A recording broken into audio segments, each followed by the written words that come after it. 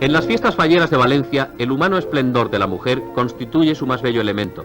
Rodeando la fallera mayor, señorita Elisa Antolí Candela, van las falleras con sus cortes de honor, seguidas de 10.000 muchachas y representaciones de las 167 fallas plantadas. Calles y plazas resultan insuficientes para la multitud que contempla este desfile, camino de la Real Basílica de Nuestra Señora de los Desamparados. Ante el retablo de flores de la patrona de Valencia, se va formando la cúpula de millares de ramos que manos expertas acoplan en el gigantesco armazón de hierro. La perfumada piña cubre buena parte de la fachada frontal de la basílica.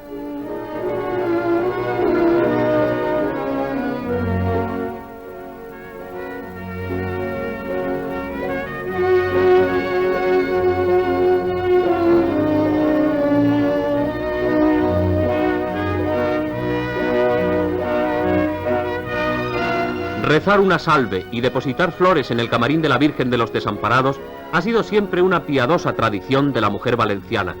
Como en años anteriores, no ha decaído el entusiasmo y el fervor en esta ofrenda de flores a la Virgen, que es quizás el festejo más emotivo de estas fiestas.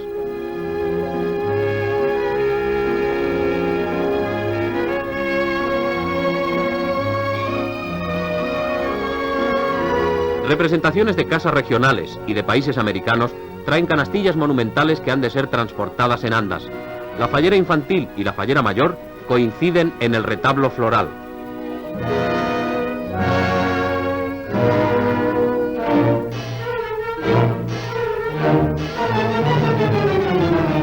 La señorita Antolí Candela lee la ofrenda tradicional a la Virgen de los Desamparados.